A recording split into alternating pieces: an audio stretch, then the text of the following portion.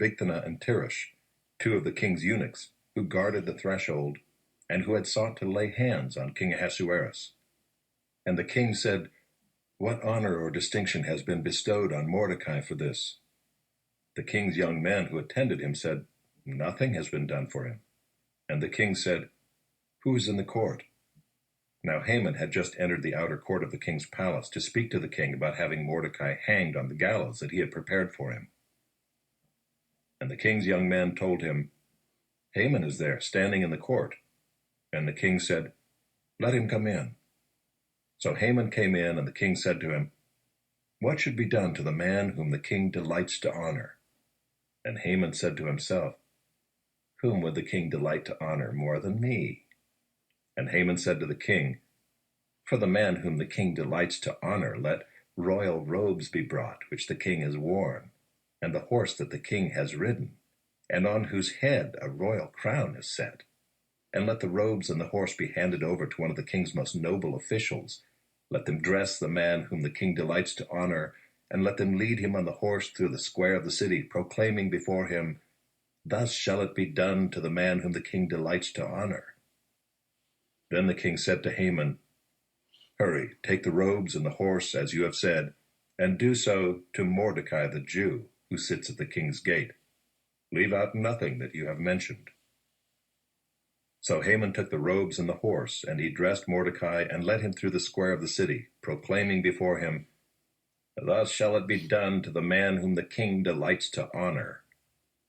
Then Mordecai returned to the king's gate, but Haman hurried to his house, mourning and with his head covered.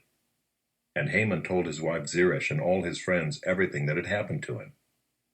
Then his wise men and his wife Zeresh said to him, "If Mordecai, before whom you have begun to fall, is of the Jewish people, you will not overcome him, but will surely fall before him."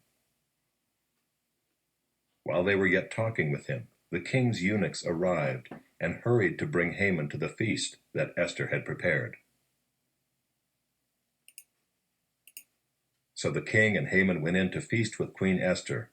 And on the second day, as they were drinking wine after the feast, the king again said to Esther, "What is your wish, Queen Esther? It shall be granted you. And what is your request?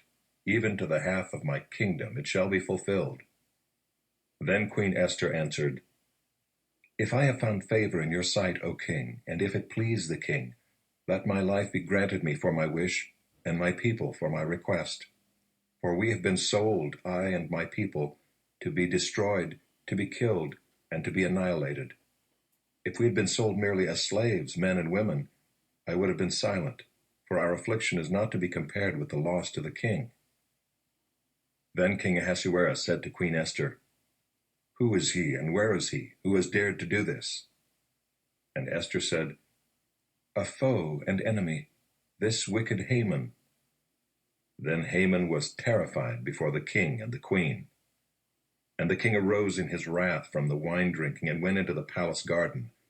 But Haman stayed to beg for his life from Queen Esther, for he saw that harm was determined against him by the king. And the king returned from the palace garden to the place where they were drinking wine, as Haman was falling on the couch where Esther was. And the king said, "Will he even assault the queen in my presence, in my own house?" As the word left the mouth of the king, they covered Haman's face. Then Harbona, one of the eunuchs in attendance on the king, said, "Moreover, the gallows that Haman has prepared for Mordecai, whose word saved the king, is standing at Haman's house, 50 cubits high." And the king said, "Hang him on that." So they hanged Haman on the gallows that he had prepared for Mordecai. Then the wrath of the king abated. On that day King Ahasuerus gave to Queen Esther the house of Haman, the enemy of the Jews. And Mordecai came before the king, for Esther had told what he was to her. And the king took off his signet ring, which he had taken from Haman, and gave it to Mordecai. And Esther set Mordecai over the house of Haman. Then Esther spoke again to the king. She fell at his feet and wept and pleaded with him to avert the evil plan of Haman the Agagite and the plot that he had devised against the Jews. When the king held out the golden scepter to Esther, Esther rose and stood before the king, and she said, "If it please the king, and if I have found favor in his sight, and if the thing seems right before the king, and I am pleasing in his eyes, let an order be written to revoke the letters devised by Haman the Agagite, the son of Hammedatha, which he wrote to destroy the Jews who are in all the provinces of the king. For how can I bear to see the calamity that is coming to my people? Or how can I bear to see the destruction of my kindred? Then King Ahasuerus said to Queen Esther and to Mordecai the Jew, Behold, I have given Esther the house of Haman, and they have hanged him on the gallows, because he intended to lay hands on the Jews. But you may write as you please with regard to the Jews, in the name of the king, and seal it with the king's ring. For an edict written in the name of the king and sealed with the king's ring cannot be revoked. The king's scribes were summoned at that time, in the 3rd month, which is the month of Sivan, on the 23rd day.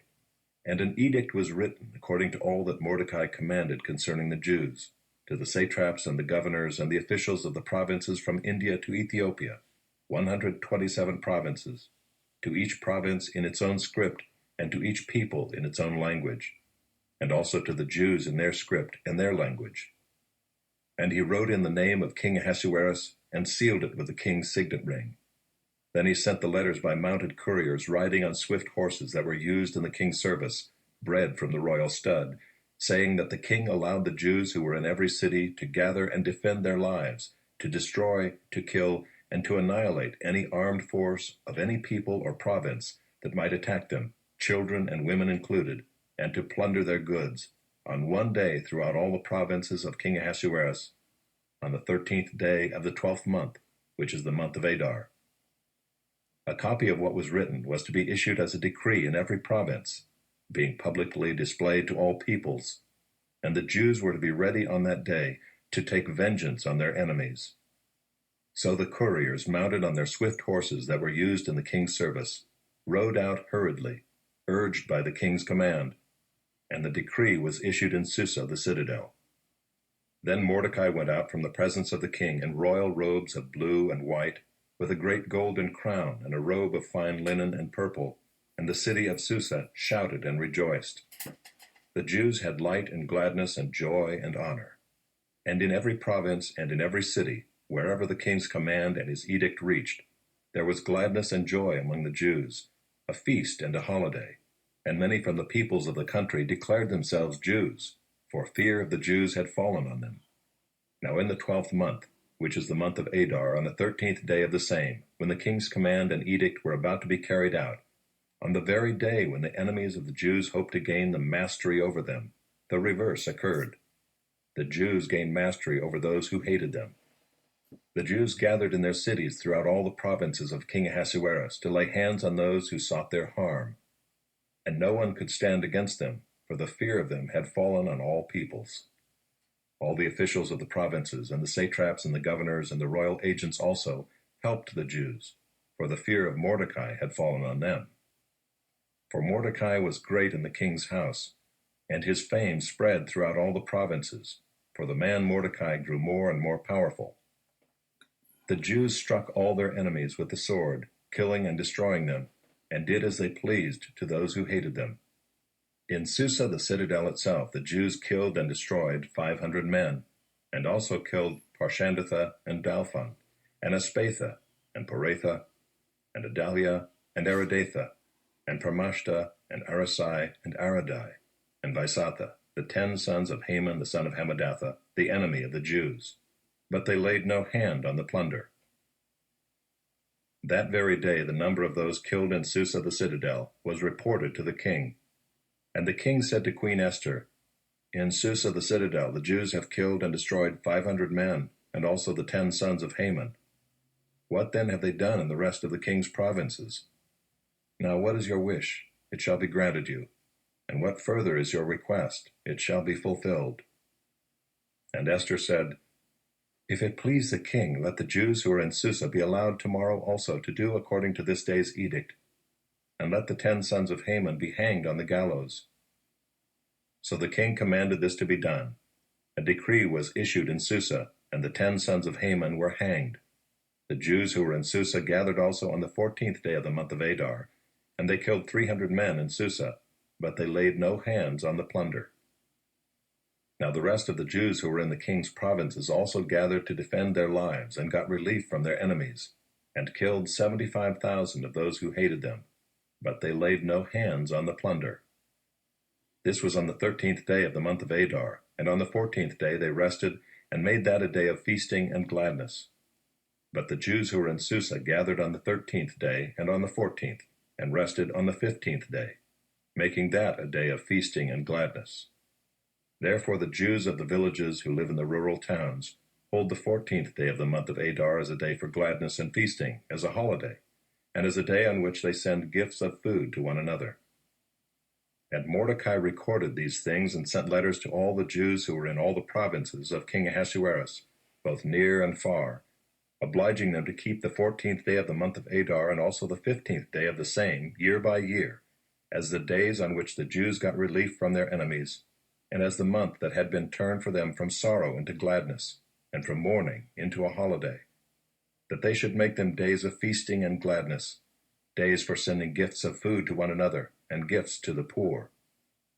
So the Jews accepted what they had started to do, and what Mordecai had written to them. For Haman the Agagite, the son of Hammedatha, the enemy of all the Jews, had plotted against the Jews to destroy them, and had cast pur, that is, cast lots, to crush and to destroy them. But when it came before the king, he gave orders in writing that his evil plan that he had devised against the Jews should return on his own head, and that he and his sons should be hanged on the gallows. Therefore they called these days Purim, after the term Pur. Therefore, because of all that was written in this letter, and of what they had faced in this matter, and of what had happened to them, the Jews firmly obligated themselves and their offspring and all who joined them, that without fail they would keep these 2 days according to what was written, and at the time appointed every year, that these days should be remembered and kept throughout every generation, in every clan, province, and city, and that these days of Purim should never fall into disuse among the Jews, nor should the commemoration of these days cease among their descendants. Then Queen Esther, the daughter of Abihail, and Mordecai the Jew gave full written authority, confirming this second letter about Purim. Letters were sent to all the Jews, to the 127 provinces of the kingdom of Ahasuerus, in words of peace and truth, that these days of Purim should be observed at their appointed seasons, as Mordecai the Jew and Queen Esther obligated them, and as they had obligated themselves and their offspring with regard to their fasts and their lamenting. The command of Esther confirmed these practices of Purim, and it was recorded in writing. King Ahasuerus imposed tax on the land and on the coastlands of the sea, and all the acts of his power and might, and the full account of the high honor of Mordecai to which the king advanced him, are they not written in the book of the Chronicles of the kings of Media and Persia? For Mordecai the Jew was second in rank to King Ahasuerus, and he was great among the Jews, and popular with the multitude of his brothers, for he sought the welfare of his people, and spoke peace to all his people. To the choirmaster, a maskil of the sons of Korah.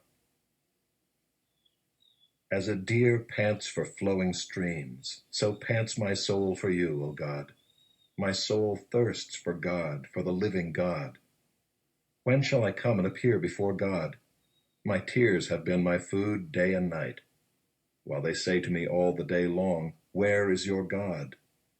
These things I remember as I pour out my soul, how I would go with the throng and lead them in procession to the house of God, with glad shouts and songs of praise, a multitude keeping festival. Why are you cast down, O my soul, and why are you in turmoil within me? Hope in God, for I shall again praise him, my salvation and my God.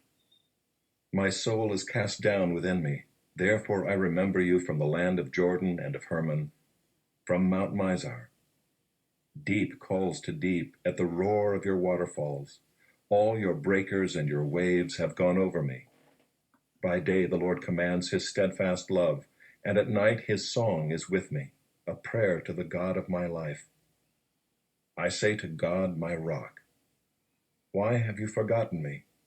Why do I go mourning because of the oppression of the enemy? As with a deadly wound in my bones, my adversaries taunt me, while they say to me all the day long, where is your God? Why are you cast down, O my soul? And why are you in turmoil within me? Hope in God, for I shall again praise him, my salvation and my God. On a Sabbath, while he was going through the grain fields, his disciples plucked and ate some heads of grain, rubbing them in their hands. But some of the Pharisees said, "Why are you doing what is not lawful to do on the Sabbath?" And Jesus answered them, "Have you not read what David did when he was hungry, he and those who were with him? How he entered the house of God and took and ate the bread of the presence, which is not lawful for any but the priests to eat, and also gave it to those with him? And he said to them, 'The Son of Man is Lord of the Sabbath.' On another Sabbath he entered the synagogue and was teaching, and a man was there whose right hand was withered. And the scribes and the Pharisees watched him to see whether he would heal on the Sabbath, so that they might find a reason to accuse him. But he knew their thoughts, and he said to the man with the withered hand, 'Come and stand here.' And he rose and stood there. And Jesus said to them, 'I ask you, is it lawful on the Sabbath to do good or to do harm, to save life or to destroy it?' And after looking around at them all, he said to them, 'Stretch out your hand.' And he did so, and his hand was restored. But they were filled with fury and discussed with one another what they might do to Jesus. In these days he went out to the mountain to pray, and all night he continued in prayer to God. And when day came, he called his disciples and chose from them 12, whom he named apostles: Simon, whom he named Peter, and Andrew his brother, and James and John, and Philip and Bartholomew, and Matthew and Thomas, and James the son of Alphaeus, and Simon who was called the Zealot, and Judas the son of James, and Judas Iscariot, who became a traitor. And he came down with them and stood on a level place with a great crowd of his disciples and a great multitude of people from all Judea and Jerusalem and the seacoast of Tyre and Sidon, who came to hear him and to be healed of their diseases. And those who were troubled with unclean spirits were cured. And all the crowd sought to touch him, for power came out from him and healed them all. And he lifted up his eyes on his disciples and said, "Blessed are you who are poor, for yours is the kingdom of God. Blessed are you who are hungry now, for you shall be satisfied. Blessed are you who weep now, for you shall laugh. Blessed are you when people hate you, and when they exclude you, and revile you, and spurn your name as evil, on account of the Son of Man. Rejoice in that day, and leap for joy, for behold, your reward is great in heaven. For so their fathers did to the prophets. But woe to you who are rich, for you have received your consolation. Woe to you who are full now, for you shall be hungry. Woe to you who laugh now, for you shall mourn and weep. Woe to you when all people speak well of you, for so their fathers did to the false prophets. But I say to you who hear, love your enemies, do good to those who hate you, bless those who curse you, pray for those who abuse you. To one who strikes you on the cheek, offer the other also. And from one who takes away your cloak, do not withhold your tunic either. Give to everyone who begs from you, and from one who takes away your goods, do not demand them back. And as you wish that others would do to you, do so to them. If you love those who love you, what benefit is that to you? For even sinners love those who love them. And if you do good to those who do good to you, what benefit is that to you? For even sinners do the same. And if you lend to those from whom you expect to receive, what credit is that to you? Even sinners lend sinners to get back the same amount. But love your enemies and do good, and lend, expecting nothing in return, and your reward will be great, and you will be the sons of the Most High, for he is kind to the ungrateful and the evil. Be merciful, even as your Father is merciful. Judge not, and you will not be judged. Condemn not, and you will not be condemned. Forgive, and you will be forgiven. Give, and it will be given to you. Good measure, pressed down, shaken together, running over, will be put into your lap. For with the measure you use, it will be measured back to you. He also told them a parable. Can a blind man lead a blind man? Will they not both fall into a pit? A disciple is not above his teacher, but everyone, when he is fully trained, will be like his teacher. Why do you see the speck that is in your brother's eye, but do not notice the log that is in your own eye? How can you say to your brother, Brother, let me take out the speck that is in your eye, when you yourself do not see the log that is in your own eye? You hypocrite! First, take the log out of your own eye, and then you will see clearly to take out the speck that is in your brother's eye. For no good tree bears bad fruit, nor again does a bad tree bear good fruit. For each tree is known by its own fruit.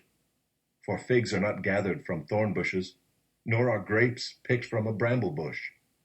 The good person out of the good treasure of his heart produces good, and the evil person out of his evil treasure produces evil. For out of the abundance of the heart his mouth speaks. Why do you call me Lord, Lord, and not do what I tell you? Everyone who comes to me and hears my words and does them, I will show you what he is like. He is like a man building a house who dug deep and laid the foundation on the rock. And when a flood arose, the stream broke against that house and could not shake it, because it had been well built. But the one who hears and does not do them is like a man who built a house on the ground without a foundation. When the stream broke against it, immediately it fell, and the ruin of that house was great. After he had finished all his sayings in the